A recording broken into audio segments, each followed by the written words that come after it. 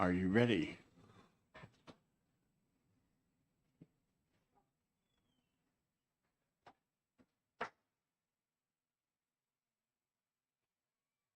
Are you ready, Trish? Oh, yeah. All right, it being 9:30, we will call the Senate Election Law and Municipal Affairs Committee to order. Our first bill is House Bill 1181. And who is here to bring the bill out? Maybe no one. All right. So we will open the public hearing relative to solid waste districts, and there's no one here from the House to open it, so we'll go right to Representative. Thank you, Mr. Chair and members of the committee. I didn't want to introduce it just because I'm speaking in opposition to it, so I felt like that was inappropriate. But I am on the Municipal and County Government Committee in the House, and so I worked on this bill over in the House. And my main concerns with the language is in Section 3, as far as it being on lines 19 and kind of throughout, it just being unusual circumstances is not very clear as when they are able to, like, what counts as an emergency but is not really an emergency, and that unusual circumstances cover because in an emergency situation, they can go to DRA. It seems like they're trying to get money from municipalities once they say that in line 26 that the municipalities denied their request for additional funds. And so they're trying to get more money, but they already have to have the money somewhere. And so it just was very convoluted. And for those reasons, I had a lot of concerns as far as this language. In the House, I suggested just the change in Section 1. That's actually my language, as far as they had some concerns about if a large waste producer inside their municipality was bringing stuff to their district facility, that it might reach the capacity of that facility. And so they wanted the ability to not only accept, but also direct that waste to go to one of their service providers. And so I didn't have a problem with that part of the bill, but as it's drafted, I cannot support it. So I just wanted to bring those to your attention so that you can deliberate on those. So that's all I have for you. Well, it is noted that the amendment 1054 passed 223 to 136. Sure. But it also is noted that no one has shown up to support the bill here. Right. Online is one in support, no opposition. All right. Thank you. Questions from the senators? Okay, thank you very much. Is there anyone else that's here that wants to testify now, even though they didn't sign up? Come forward. Get him to sign in, please.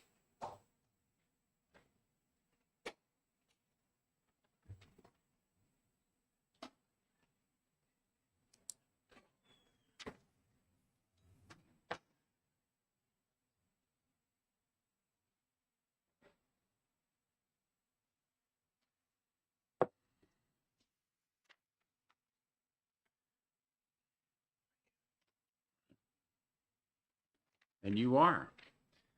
Good morning, Mr. Chairman. My name is Bruce Knauer. I'm the Municipal Bureau Supervisor at the Department of Revenue. And I wanted to clarify something that the last speaker had said. In 2022, a solid waste management district did approach DRA to ask whether or not the district could utilize a part of the budget law to seek approval for an emergency or over expenditure. The language that the representative mentioned that is in this bill comes out of Chapter 32. It's the same language. While DRA did not have to take a position at the time in the fall of 2022, the initial thought, though we did not have to actually take action, was that because of the unique way in which a solid waste management district votes out its budget, that it did not fall under Chapter 32's provisions. So DRA could probably not have granted it. So I just wanted to make that clear, is that the language comes from Chapter 32. It's been that way since 1993 and is utilized frequently enough each year for conditions where we distinguish an emergency pursuant to the law, meaning that an entity's governing body feels it must expend funds even before, and the law permits this, a request is made to authorize it. Generally speaking, we look at that as these are public safety matters. A huge sinkhole appears in the town. The town's going to take action to spend money to fill that pothole so people don't die, and then request through RSA 32:11. So the emergency is a condition where generally the entity's already spent the monies because of, and they'll make the case to DRA, or if it happened to be a school district, they would make the case to the Department of Education. But also, again, because we did not have to take action, otherwise I would gladly submit to the committee, our response, but there was no official request in the fall of 2022. So it remained a theoretical problem, and this bill is an attempt, apparently, to grant a similar authority to these solid waste management districts because the other law simply would not apply. So does the department support or not this change? I'm not authorized to say the department's taking a position on the wisdom or of the bill, but merely I wanted to clarify why Chapter 32 is not available. At least it's never been tested. And so this is a bill that would alleviate that test. I think Senator Perkins Coker wants to take a run at it. Okay. I understand you can't take a position, but can I just see if I understand correctly? Sure. Essentially, emergency expenditures are normally authorized under RSA 32:11 for a local legislative body, but not for a solid waste management district. In order to utilize that or to seek that authority and for our DRA to act, the budget has to be passed by the legislative body. But these solid waste management districts have this unique arrangement where it is the commissioners of the district who vote on the budget and then Yeah. apportion it out, and it becomes part of each individual municipality's budget process. Okay. So that creates in effect, the gap. Okay. Thank you. Think I'm tracking. Any additional questions? All right, thank you. We'll make the offer again. Anyone else that wants to speak that didn't sign up? Seeing none, we'll close the public hearing, and in a minute or so, we will open the next public hearing.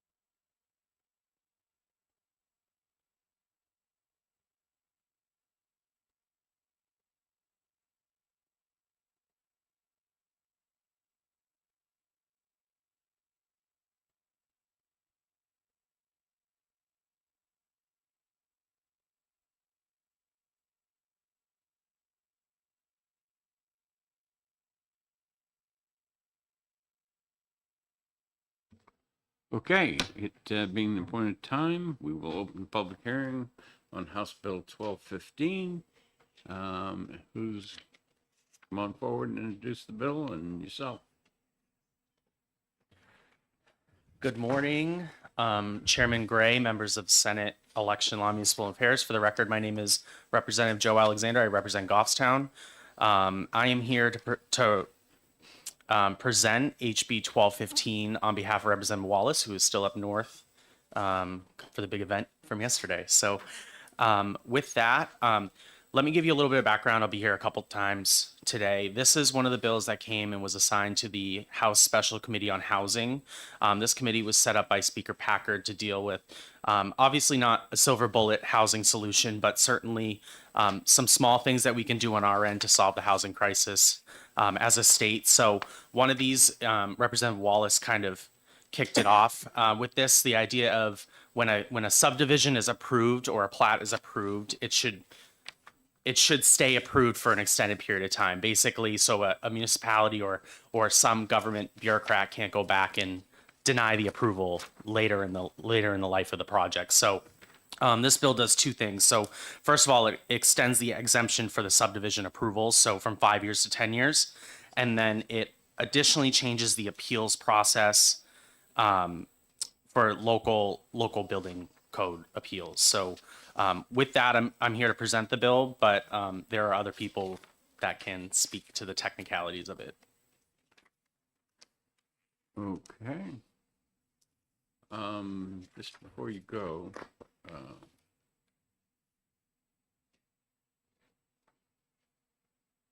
I guess I don't see any roll calls. It came out of committee 9-0. This was, 9-0, and it passed the House on consent. Okay. Question? Thank you. Page 2, line 10.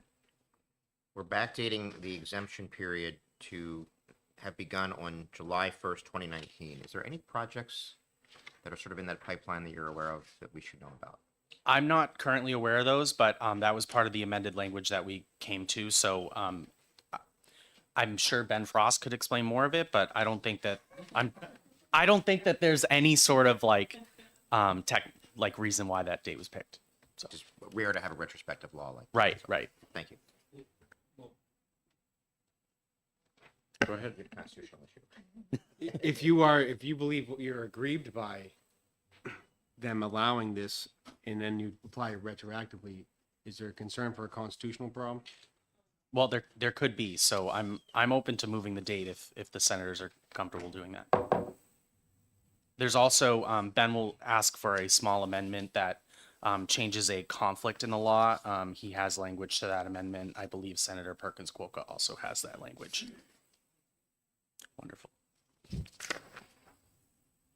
Any additional questions? Okay, thank you very much. Thank you, Senator. Representative.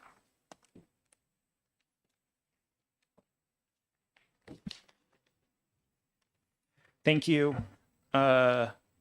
Chair and members of the committee. I'm also on the Special Committee on Housing, so I voted in favor in this bill pass on consent, as you previously heard. I just have Representative Josh O'Kella representing Rockingham 32, Fremont, Danville, and Brentwood. All right. So I think that the page 2, line 10 through 11, I think that is expanding what is currently being grandfathered in. So currently the 5-year is grandfathered in, and so we would just be extending the things that are currently grandfathered for another 5 years when this is passed. And so I'm not sure that that will cause the constitutional issues because these were never not grandfathered in. So we're just essentially extending it as soon as this bill passes. And I think there was some concern as far as municipalities, especially building code officials and fire chiefs, having commented on the plot being approved, and then when they see it on the ground or whatever, they're like, hey, I want this road wider or this turnaround bigger or something like that, which was not part of the original approval and kind of changing midstream. And so this bill was really an attempt to make sure that once they said, hey, this is approved, that you're stuck saying that this is approved. There's no takesies backsies kind of a thing. And so that's really what why I'm in favor of this legislation. So thank you. Questions from senators? Go ahead, Senator. Thank you, Mr. Chairman. And they can take my question. I'm not familiar with the normal procedure of going for someone who's filing an appeal, but it says all their appeals shall be made to the Building Code Review Board under RSA 155-A. I'm talking about lines 17 to 19. Under the current law, are they allowed to go to Superior Court for any of these appeals, and would this, by the way it's written, require them to go to the Are you looking for it? It's building- on page 2. Okay. Yeah. Those lines. lines 17 to 19? Thank you for the question. So I think this part of the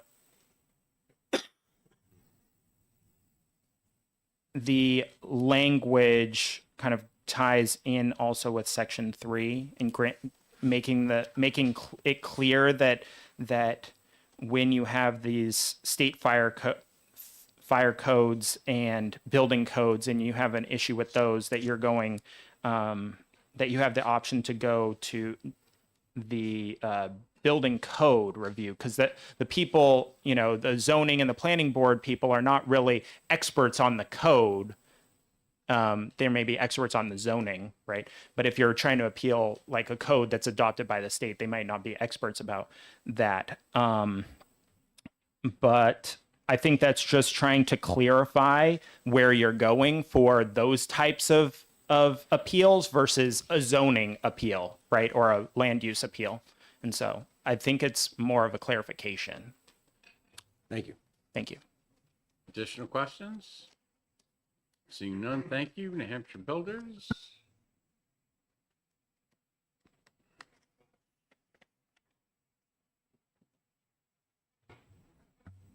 Yes, good morning, Senator Gray and members of the committee. My name is Bill McKinney. I'm the president of the New Hampshire Building Officials Association, and I'm here today in support of House Bill 1215, and in particular, page 2, lines 17 through 34, which addresses the amendments to New Hampshire RSA 674-34.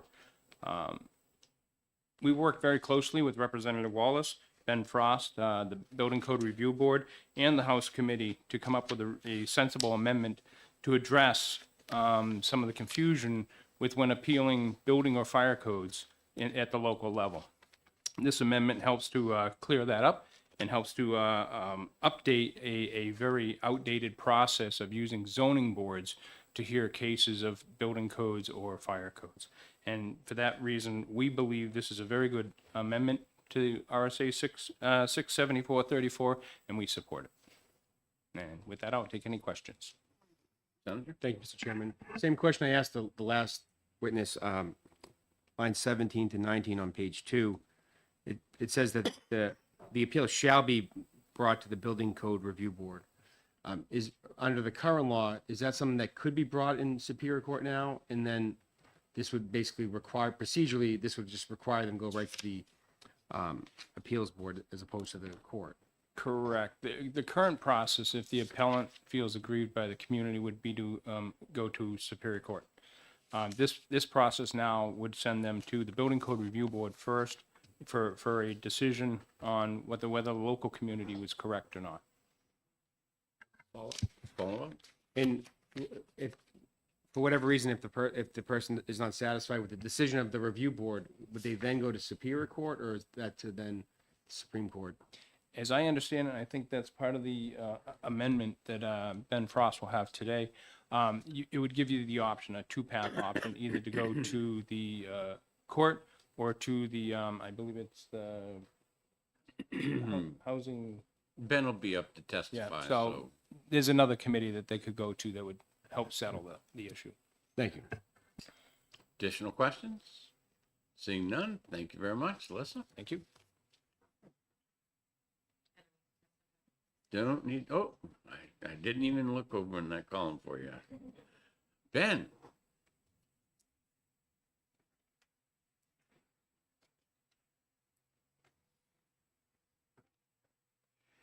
My name having been invoked a couple times. Good morning, Mr. Chairman, committee members. I'm Ben Frost. I'm the Deputy Director and Chief Legal Officer at New Hampshire Housing, and I'm here to speak in support of House Bill 1215. I have a letter from our Executive Director also expressing support, not surprisingly. This is it's a small, seemingly simple piece of legislation that has, I think, potentially significant impact on the potential for development because of the time it takes to get things going. After once having gone through the planning process locally and getting a site plan approval or a subdivision approval, it can take a long time then to get things going. Because of permitting issues at the state level or because of financing issues, or once under construction, then supply chain issues, which I think a lot of us are familiar with. It has been a real hamper to the pace of development in New Hampshire, and this has been a long time coming. The current law in RSA 674-39 says that once you've gotten your local approvals, you have 2 years to do essentially to initiate construction, active and substantial construction. And in so doing, if you do that within 2 years, then you get an additional 3 years of protection, total of 5 years, from changes to local regulations. If after 5 years or within 5 years you have achieved substantial completion, then you are permanently protected. But that still is a short period of time. And this was something that was addressed by the legislature in 2004, actually in response to a case involving the city of Rochester. They changed the statute, the legislature changed the statute to increase the timelines from 1 and 3 years to 2 and 5 years. But we've recognized that with changes to construction difficulties that contractors and developers are having, it's simply not enough time for many of them. So this would change those timelines to 5 years to achieve active and substantial construction, 10 years to achieve substantial completion of the improvement shown on the plat. That's the language included in the statute. So that's the first part of the legislation. The second part, as Mr. McKinney also talked about, we worked to come up with something that would work for the development community, for municipalities, and this seems to achieve that end. As it currently stands, where you have a local decision on a building permit, it goes to the local building code Board of Appeals, which is most often the Zoning Board of Adjustment. And these are people who, generally speaking, don't have a lot of expertise in the building code. This legislation would limit the jurisdiction of the local board to amendments that the municipality adopts, amendments to the building code. If there are no amendments and the decision of the building official locally is being made under the state building code, then the appeal is to the state building code review board. So that is a clear path for decisions on appeal. Any decision of the building code review board at the state level is then appealable to the Superior Court and then to the Supreme Court. That is the path that these appeals take. And this clarifies who is doing what, essentially. And so we were happy to work with the Building Officials Association to get this language. I do have an amendment that doesn't change the substance of House Bill 1215 as passed by the House, but fixes a statutory conflict. I can address that, Mr. Chairman, if you like. Just give us a brief and then hand it to, and they'll get it to us.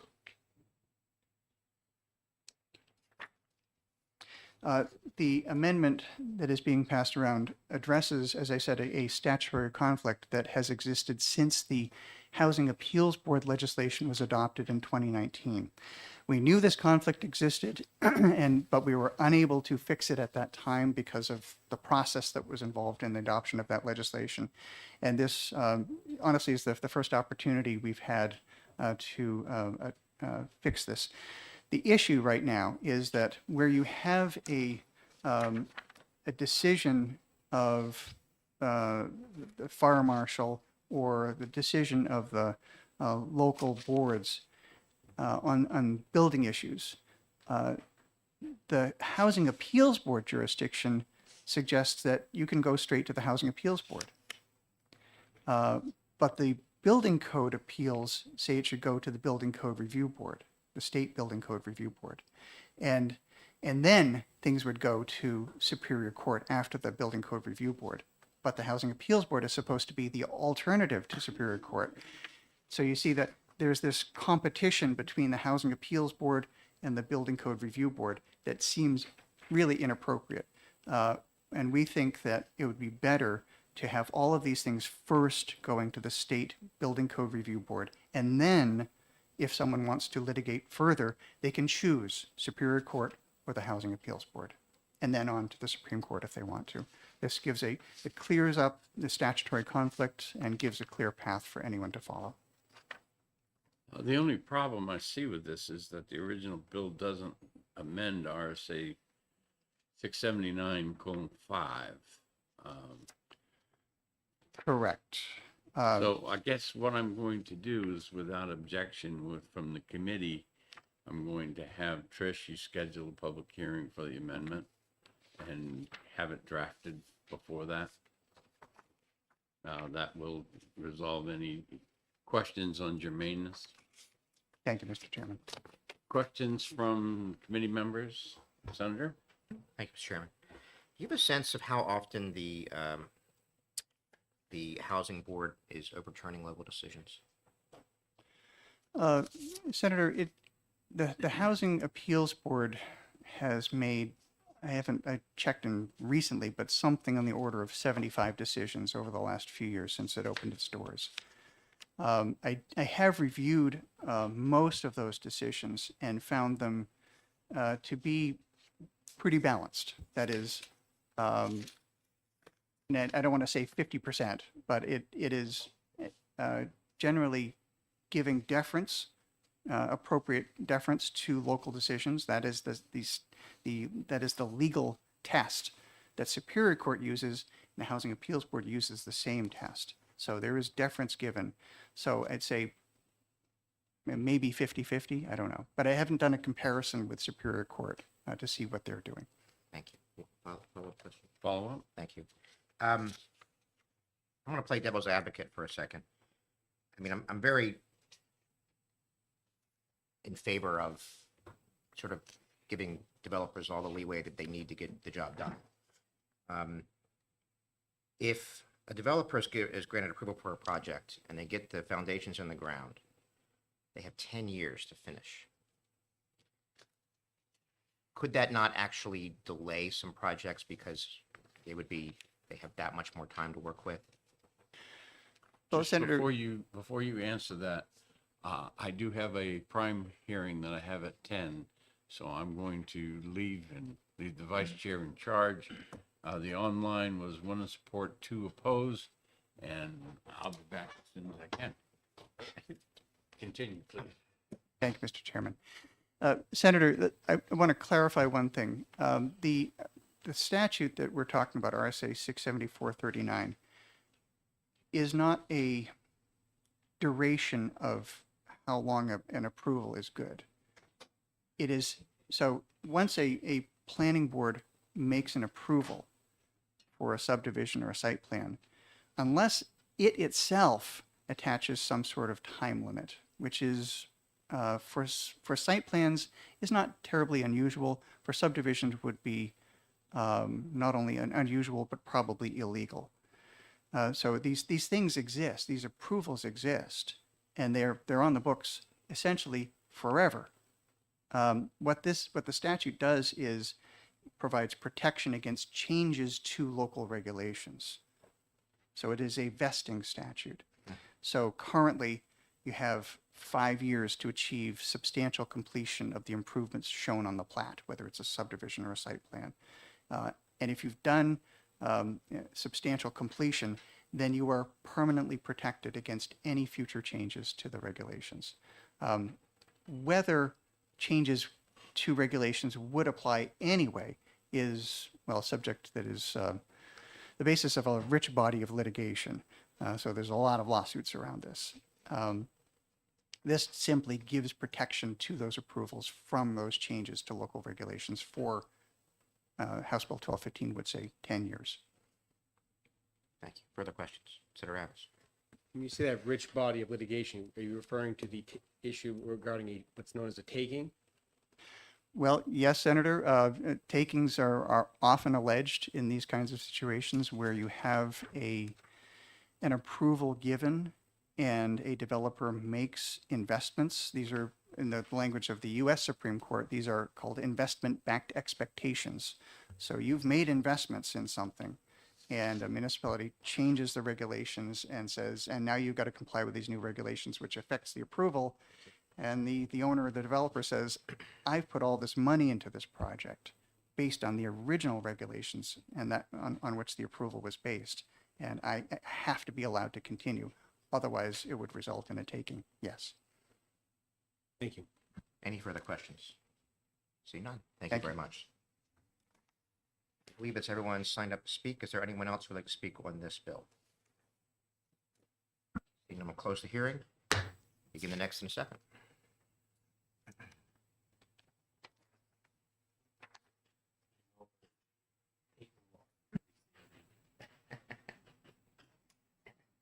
All right, we're only 8 minutes behind schedule for House Bill 1361 and recognize the prime sponsor, Representative Alexander. Thank you, Mr. Chair. It's Housing Day in the Senate. For the record, my name is Representative Alexander. I represent the town of Goffstown. So again, this special committee that we had heard a bunch of bills. Some of these bills were created in the committee. Some we spent a year listening to members of the public on what the problems are with the housing crisis, where we can find potential solutions. And I realized that the missing piece of this puzzle really is manufactured housing. So you're looking at, I'm going to just tell a personal story. So I graduated college in 2017, purchased a townhouse for $166,000. The townhouse is now worth $300,000. And it's not a really nice townhouse. It's like, just a townhouse, right? A basic house, 2 stories. So if I wanted to purchase that same townhouse today, I would absolutely not be able to do that in this current housing market. Why? Because we have a supply issue. There's not enough houses that are affordable for people to purchase. I strongly believe that having the power of homeownership will lead people to the middle class. So this bill is critically important to that. This bill is basically a rewrite of the current statute. It makes it clear that municipalities must provide realistic and reasonable opportunities for siting manufactured housing in most, but not necessarily all residential areas. So a municipality has the discretion on where they're going to do it. But the Special Committee on Housing heard an interesting presentation from St. Anselm College, who came out with a zoning atlas. And if you go online and look at where manufactured housing is allowed in this state, it doesn't seem like every municipality is citing manufactured housing. So this is a current rewrite of the law that makes it more clear that they must provide this opportunity for manufactured housing. And I will say, I don't know if you've toured some manufactured houses recently. I had every intention of getting one to the State House, but logistically it wasn't working. But I wanted to educate members of the public that these are very beautiful units. They come in on trucks, modulars. They're energy efficient. They're affordable. So, the idea that we can have a manufactured housing park for people with disabilities, or a manufactured housing park for people that just graduated college, or, young families, like these can be 1 or 2 bedroom units. They're very affordable. And it's the key to the middle class. So I really hope that the committee will support this. It passed the Special Committee on Housing 10-0, and it was on consent. So it passed the House on consent. I think there's a lot of interest in moving this bill forward. So with that, I'm happy to take questions. But again, I have brought an army of people to testify if needed. So Any questions from the committee? Thank you very much. that was easy. Thank you. Representative Yukela.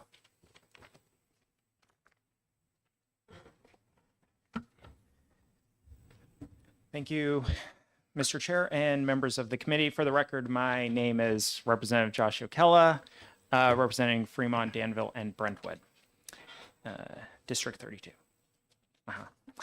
And I am in support of this legislation. As the previous speaker said, it's mainly a rewrite, and I wholeheartedly agree that houses that New Hampshire isn't really building or set up to allow the construction and building of homes on lots under like $200,000, maybe even $250,000 nowadays. And I think that barring in this state is inappropriate, especially when we have things like the tiny home regulations as far as the building code, and identifying that smaller and these modulars can be built relatively inexpensively and can be safe and provide the need of housing to someone starting out, maybe a single individual, and we don't have to, for that single individual, maybe someone without kids does not need a McMansion as their starter home. And so my hope with this legislation is to help kind of bridge that gap from someone that is just starting out. You're not 19-year-olds, you're people that just graduated college, to be able to get into a place that they don't need, room for kids and the expanse of kind of a 3 to 4 bedroom house, just something to get their foot in the door so that they can, start their ability to accumulate some equity and stuff like that for future expansion in later in life. So with that, I just support the idea, and I think that this legislation, I was looking at the housing atlas or the zoning atlas this morning, and even though this is a rewrite of current law, it seems like it's not really the existing current law isn't really having the desired effect that it's these homes are already allowed on either single lots or in parks or subdivisions across the state. It seems like it's still a spattering of this, and so this rewrite is really in the hopes to clarify that those opportunities need to be given, and that a manufactured house is just a house and should not be treated any differently than any other stick-built house or something like that. All right, I'm happy to answer any questions. Questions from the senators? Seeing none, thank you very much. Thank you. I guess the only other representative has not chosen to speak, so we'll go up to Ms. McQuaid.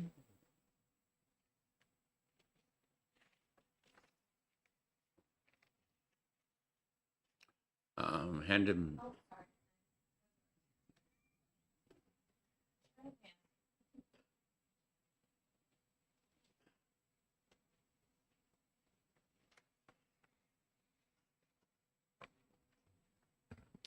Thank you, Chairman and committee members. My name is Katie McQuaid. I'm a resident of Manchester, living in Ward 2, and I'm also Vice President of External Relations at the New Hampshire Community Loan Fund.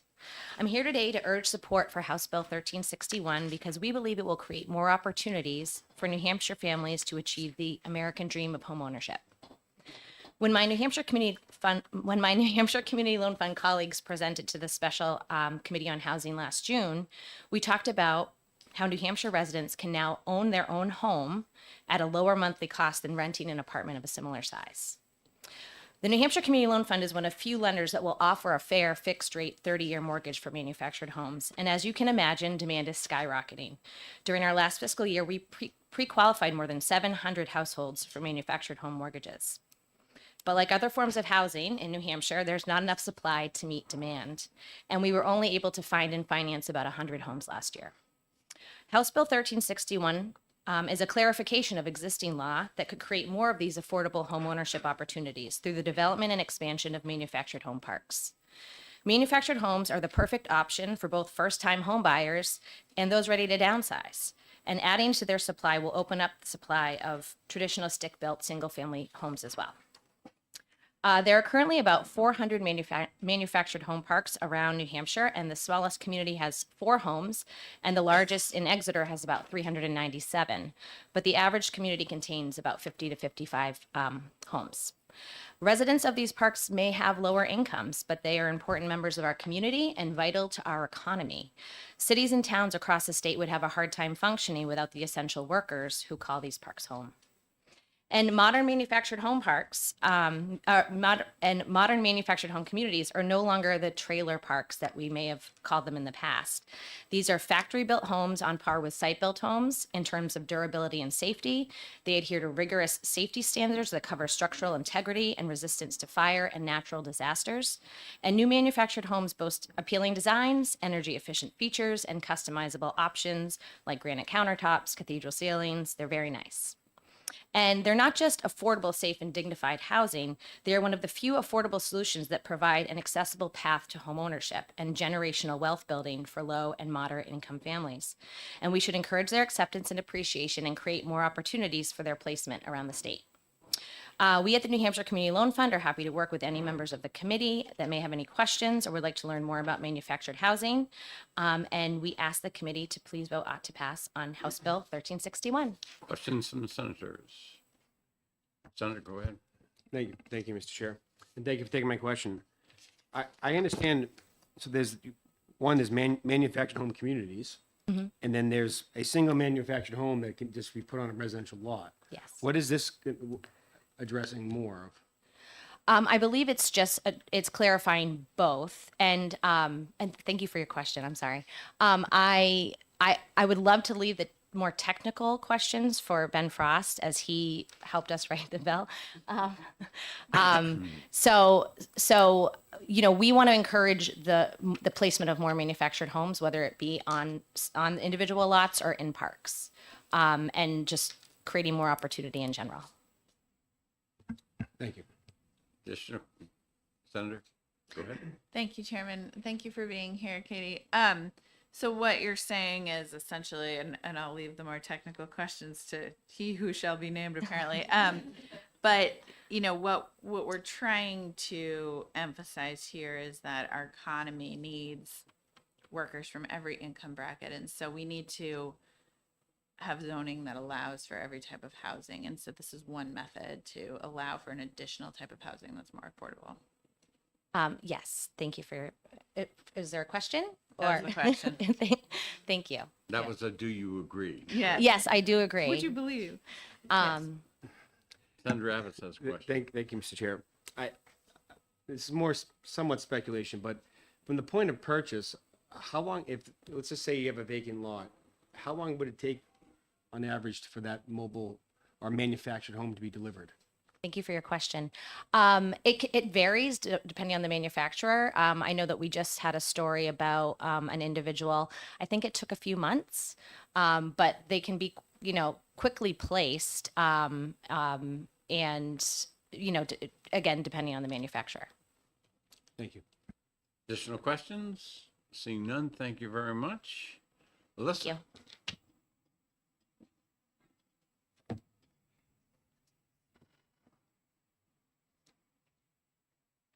Thank you, Chairman Gray, members of the committee. For the record, my name is Alyssa Margolin. I serve as Director of Housing Action New Hampshire, We're in support of House Bill 1361 and believe that manufactured housing is an important ingredient in our collective efforts to deal with the lack of affordable housing for Granite Staters.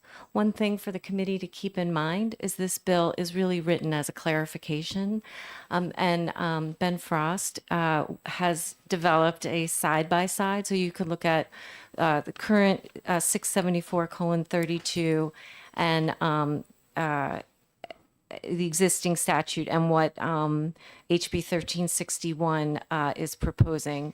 Essentially, it looks a lot like it aligns it more with the current workforce housing laws, identifying reasonable and realistic opportunities, which is the standard that's referenced in the workforce housing law.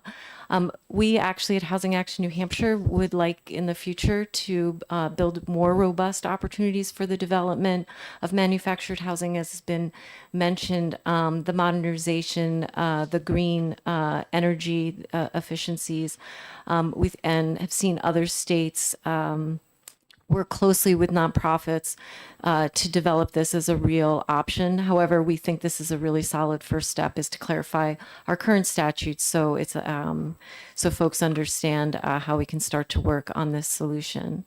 And with that, I'm happy to take any questions. Questions from the senators? Seeing none, thank you very much. Chris Norwood?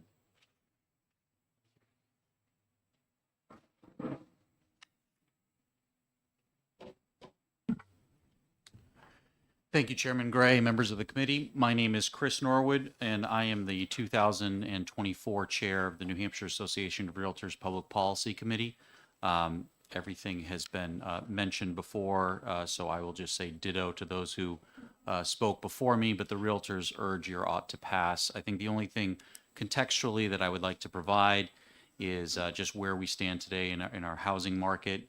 So I know we're targeting with manufactured homes a much lower price point, but on a state level, the most recent 2023 data suggested median sales prices of $475,000. About a decade ago, this was in the $200,000 range, and it wasn't all because of the COVID. The last 3 years, we've been seeing 6 to 10% compounding interest rates growth throughout that decade. So I just wanted to put that context on it. Those, I should mention, are single family. Those exclude condos, and those do exclude the aforementioned manufactured homes. But I just thought it would put some context on the discussion this morning. Again, we urge your ought to pass, and happy to answer any questions. Questions from the committee? Seeing none, thank you very much. Thank you, Chairman. Mr. Frost?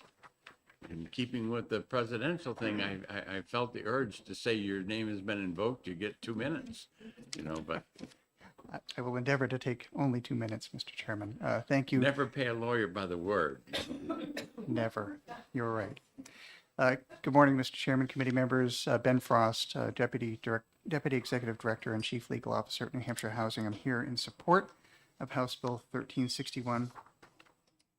And I have a letter from our Executive Director expressing that support. I don't want to belabor the point. Manufactured housing is an important part of our housing supply. And I think Representative Yokela put it really well. The complexity, the way the current law is structured, RSA 674:32, is confusing.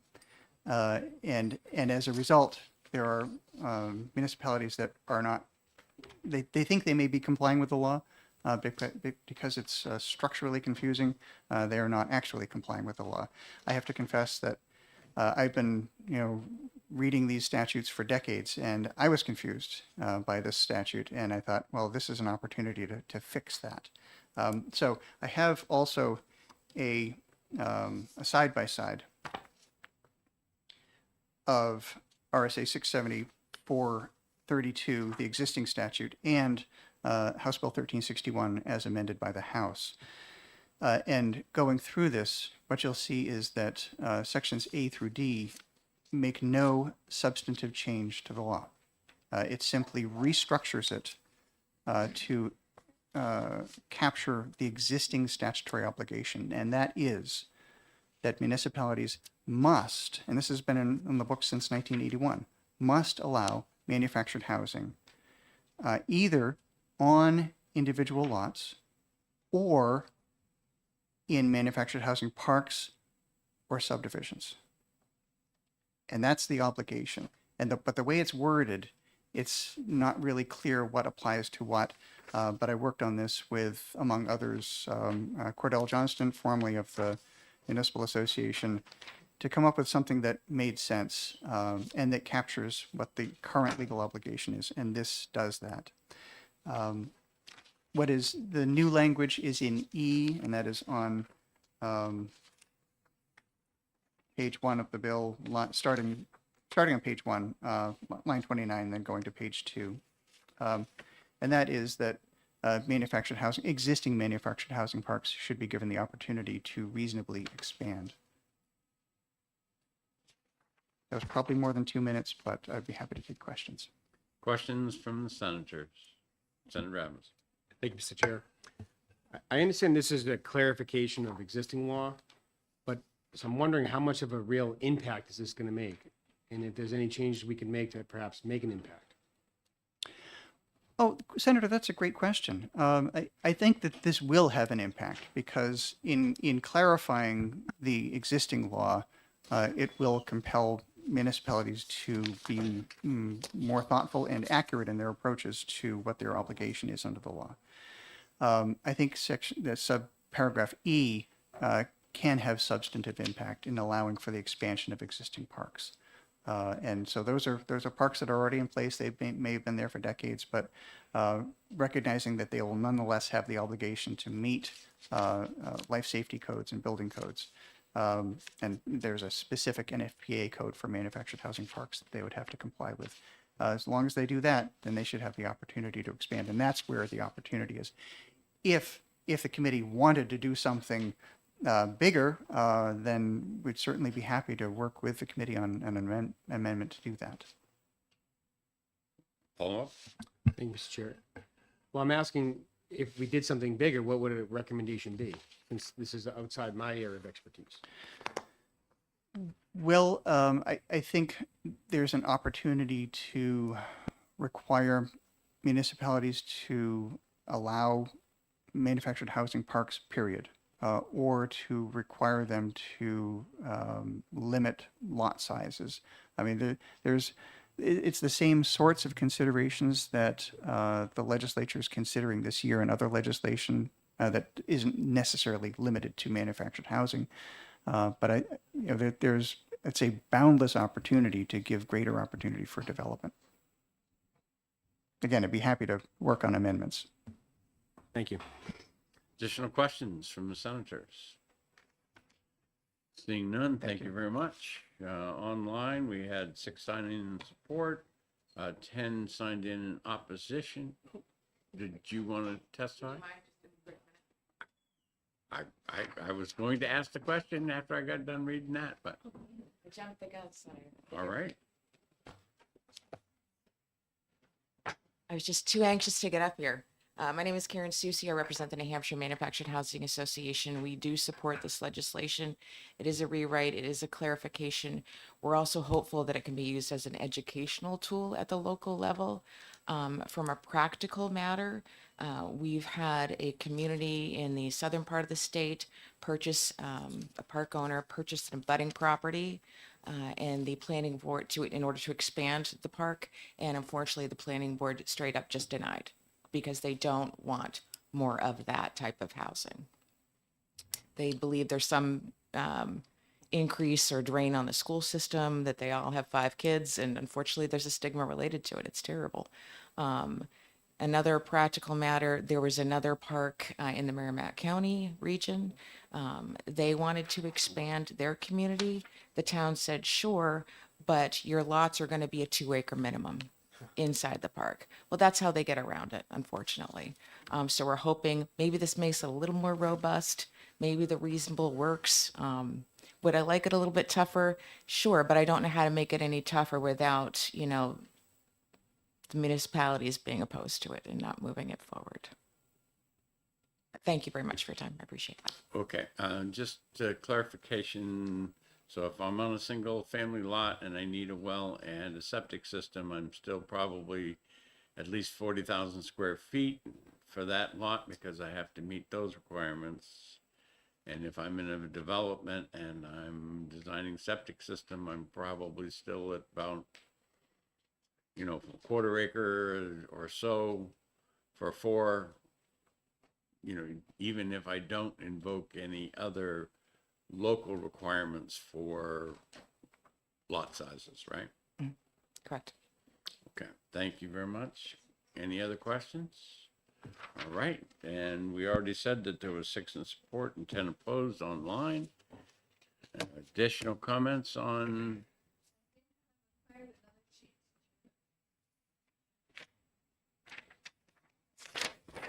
Okay. Okay. I guess there's 2 that don't want to speak. And I can't ban, okay. Come on now.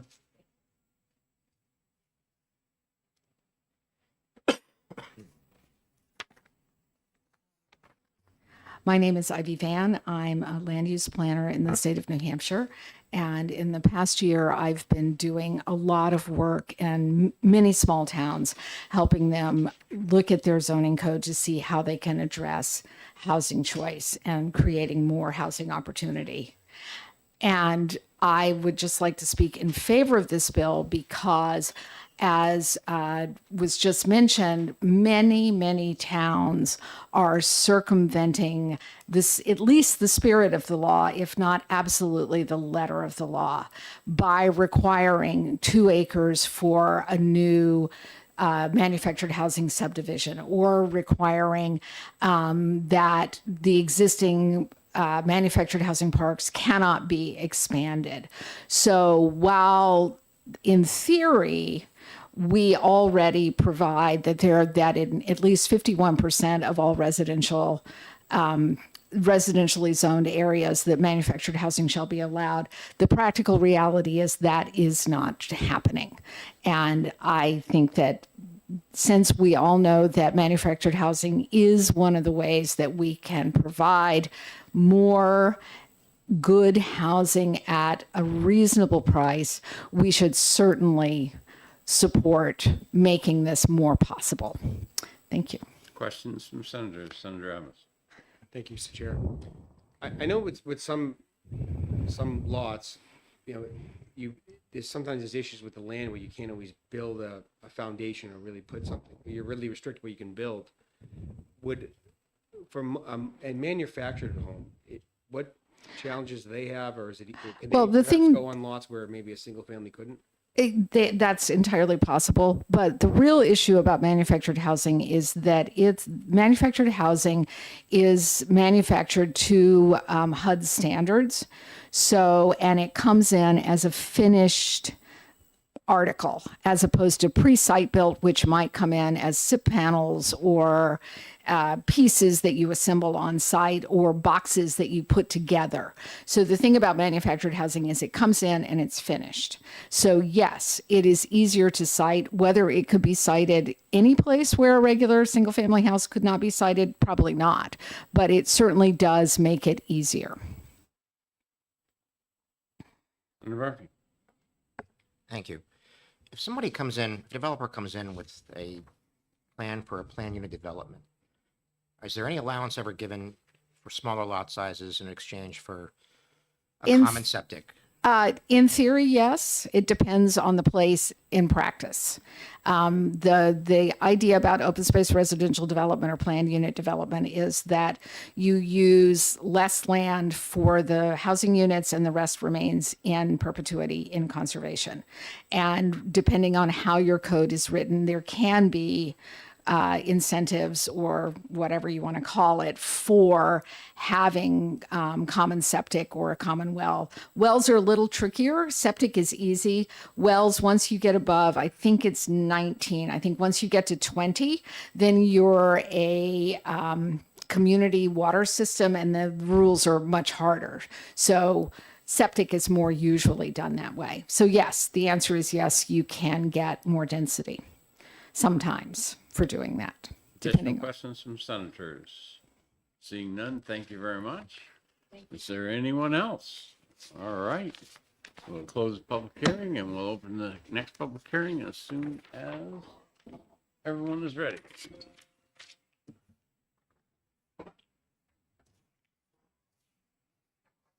For the senators, think about your schedule because I have a school group at 11, and if we don't get through any meaningful numbers, I would like to come back at 11:30 for a half hour or so to exec bills if I can, if we don't get several of them done beforehand. So think about that and we'll talk about it at the end of this hearing.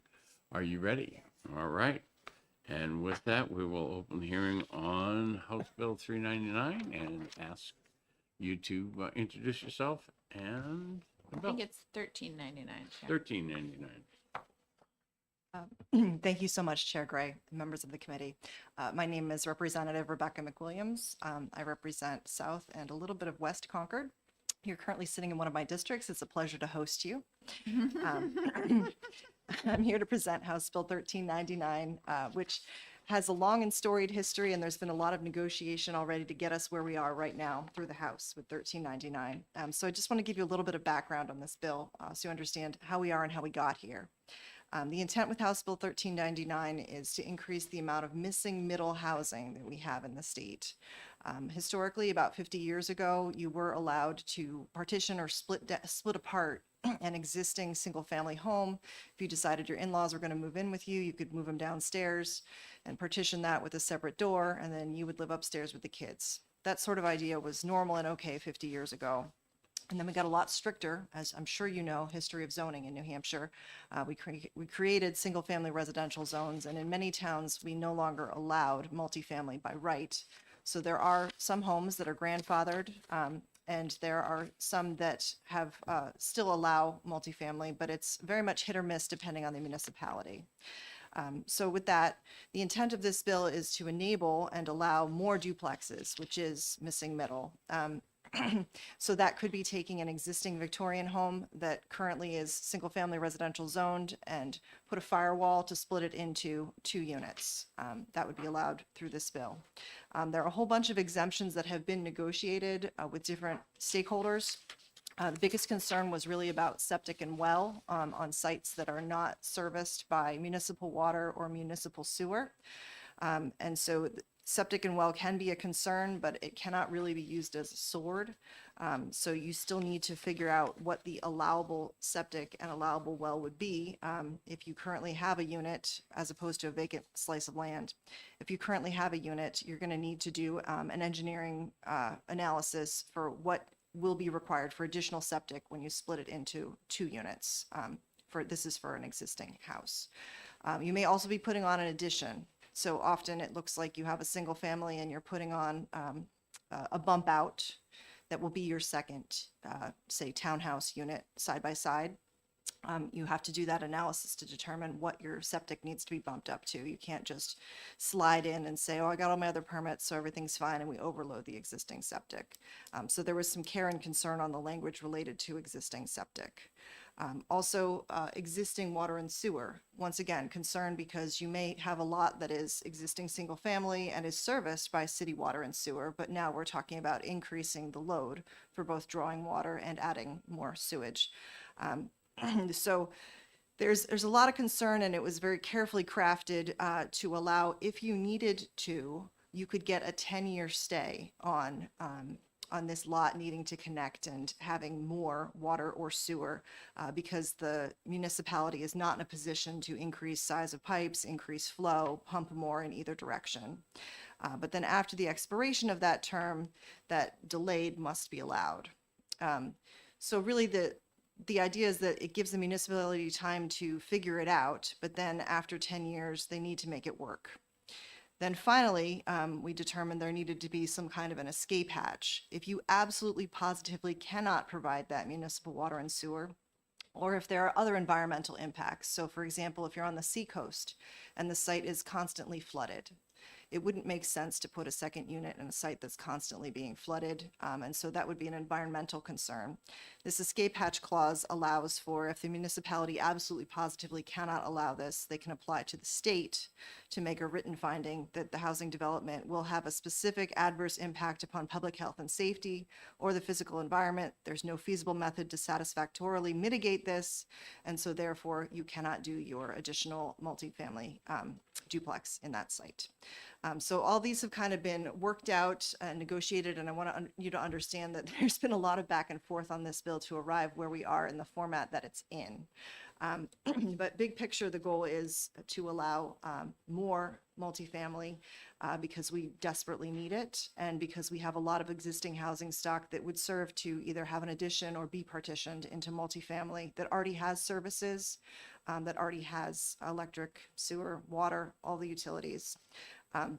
So I'm happy to answer questions about this, and I'm happy to talk a little bit more if there are other things we can discuss. Questions from senators? Seeing none, thank you very much. Thank you. Representative Hope Damon?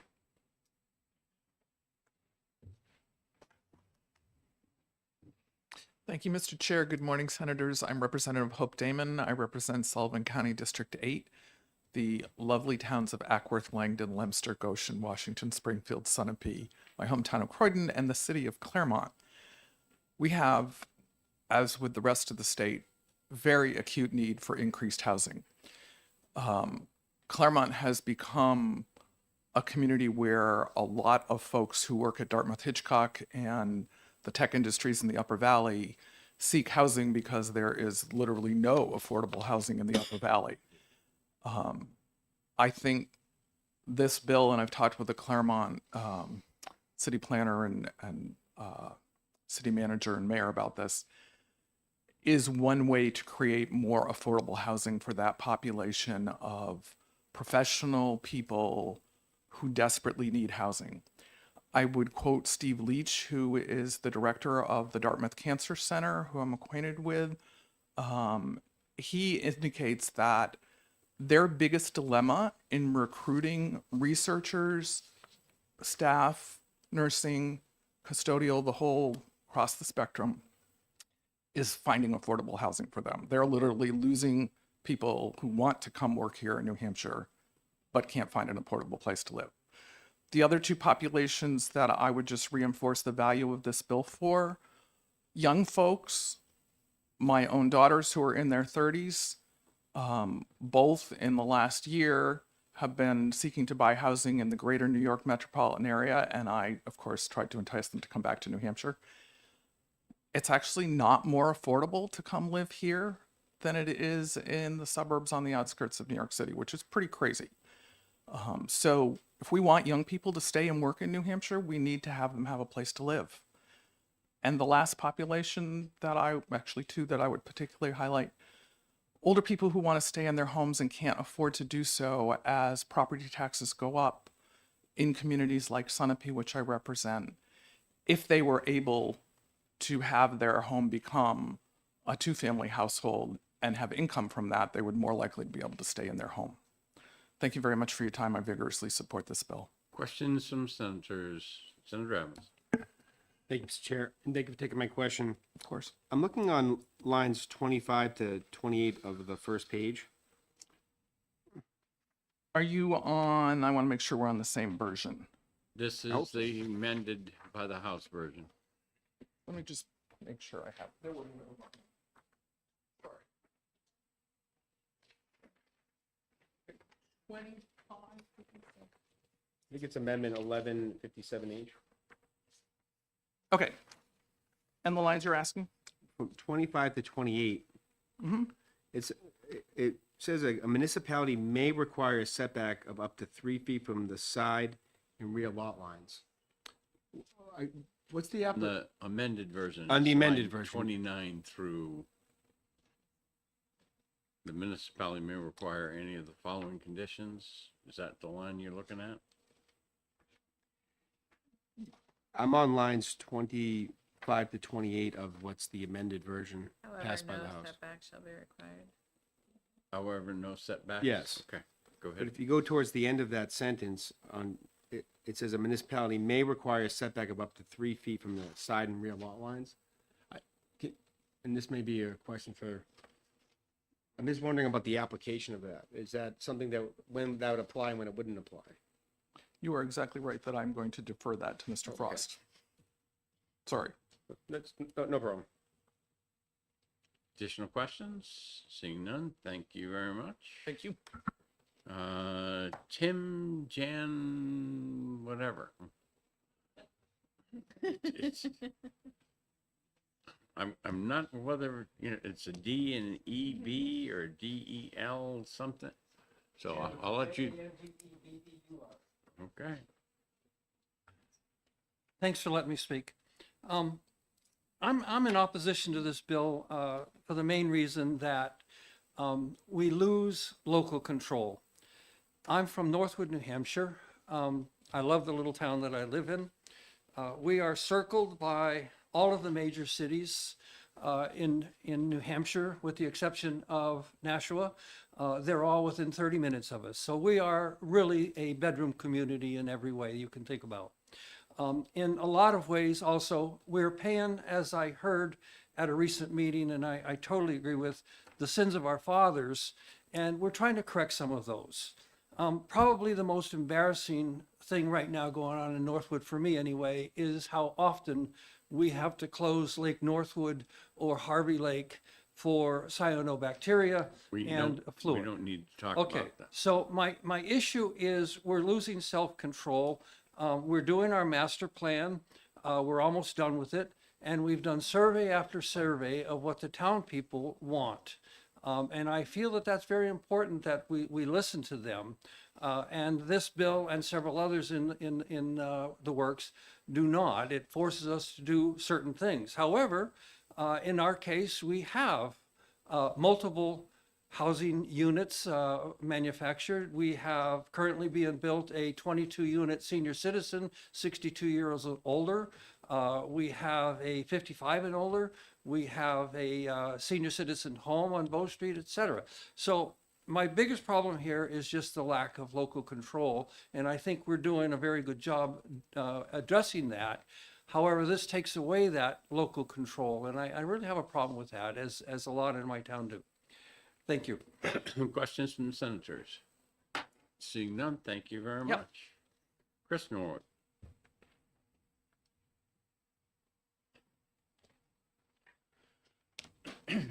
Good morning, Mr. Chair, members of the committee. Again, for the record, my name is Chris Norwood. I'm the 2023 Public Policy Chair for the New Hampshire Association of Realtors, and I'm a practicing realtor myself.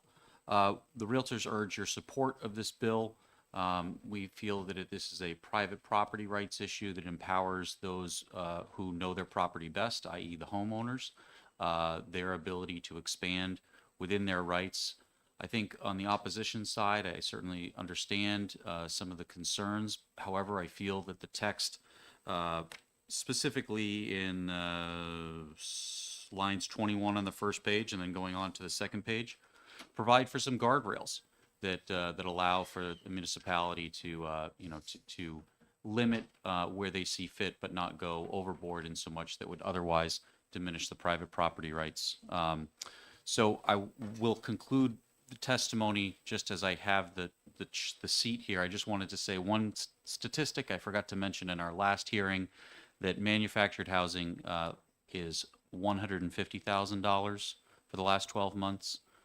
Median sale price as compared to single family homes, which was $475,000. So just speaks to the affordability. But I will stop my testimony and solicit any questions. Questions from the senators? Seeing none, thank you very much. Thank you, Mr. Chair. Representative, I skipped over you once, I'll hit you again here. But I think it's going to be pretty hard for you to figure out what has not been said already. So please make it brief. Thank you. Absolutely. Sorry, I had to step out to introduce another bill in another committee. Obviously, I am a co-sponsor on this, and I support the dual or the duplexes. I'm happy to, since I did miss miss it, I'm happy to leave it there and answer any questions if you have. Senators? Senator Abbott. I'm not sure if you heard my question, but it has to do with the application of, I'm looking at the amended, what was amended by the House. If you look Yes. at page 1, lines 25 through 28. I'm just wondering about the application of some of those setbacks. Or lack thereof, I guess, when it comes to restrictions on setbacks. It says on 27, line 27, it says a municipality may require a setback of up to 3 feet from the side and rear lot lines. I don't know if you can tell me the application of, like, what's the scope of that? Thank you for the question. I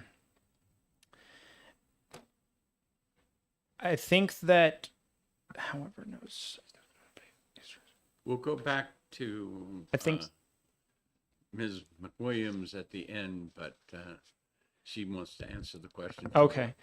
I mean, I'm happy to take a quick stab at it. I think that in the municipal or in the special committee on housing, we heard some discussion as far as what is allowable by the building code, as far as, you know, without special need of fire retardant walls and stuff like that, of that amount of setback be required by the building code. So I think that was kind of the main reason of saying that we didn't want to make things that were unsafe, right? That if they were doing that because of the building code and saying that they wanted these to be safe, then that was appropriate. Additional questions? Seeing none, thank you very much. Ms. Van?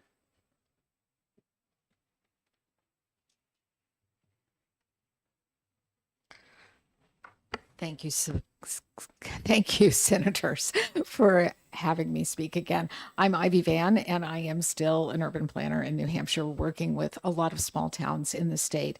I'd like to support this bill. I think it's hugely important to allow more ability for people to use their property in the way that they think best. And it has been mentioned, there are a lot of big houses in New Hampshire owned by people who can't hardly pay the taxes and certainly can't keep paint on them. And being able to create 2 units out of that would be a win for so many people. And it's invisible in a lot of ways. And I know people worry about, oh my gosh, my neighborhood is going to change. This allowing 2 units where there is one now, is an easy and straightforward way to do that. Thank you. Questions from the senators? Seeing none, thank you very much. Thank you so much. Mr. Graves? Thank you, Senator. I did submit written testimony, and I apologize for addressing that to the wrong senator. A couple points I wanted to make here. First, with zoning, often it is the case that we make maps so that people know ahead of time what they can and can't do in their zones. If you look at lines 3 through 7 of the bill, which are kind of the operative sections for how this functions, it says for all lots 2 acres or less in size and for at least 50% of all lots zoned for single-family residences, et cetera, if the proposed development meets the following requirements, and then there are 2 requirements, or 3. That's the opposite of how we do zoning. You can't just walk up and say, hey, I think I want to do this. Or you should be able to walk up and say, hey, I think I want to do this. Is this allowed? It's not kind of the calculation in reverse.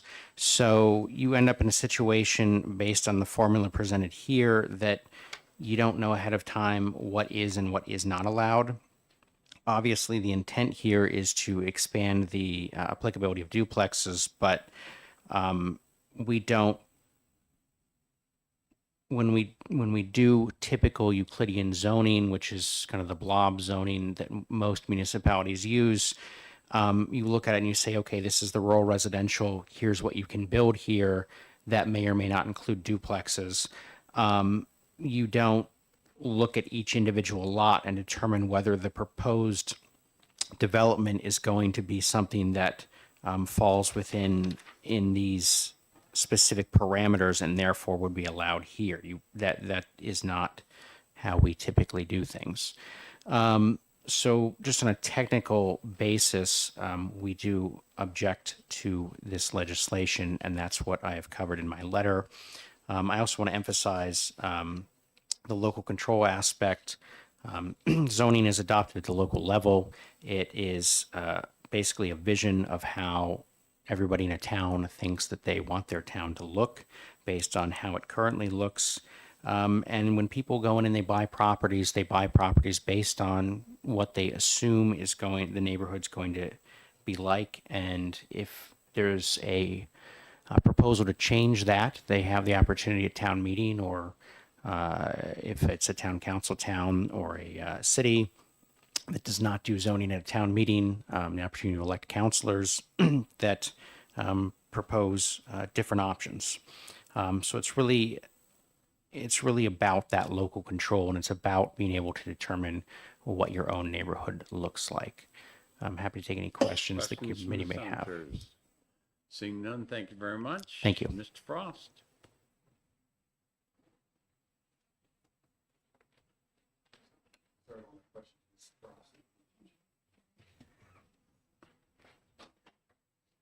Thank you, Mr. Chairman. Last time today.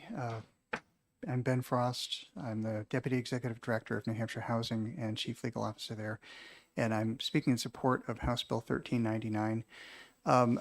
Lots been said on this already. I would make the point, though, that this is in many ways analogous to the existing obligation that municipalities have to allow accessory dwelling units.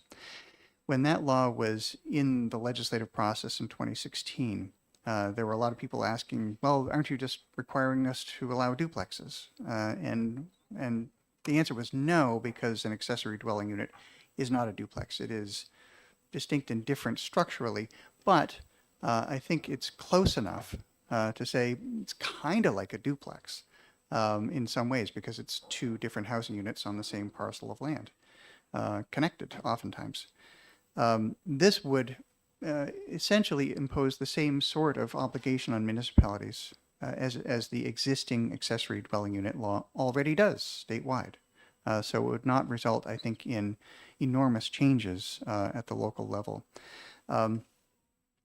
I do want to address just one thing. I think probably the most important part of this legislation is on page 1, line 6, shall be allowed by right. Special processes, discretionary review are the means by which many things get killed at the local level, even things that are generally worthy, like more housing. So allowing things by right is an important measure.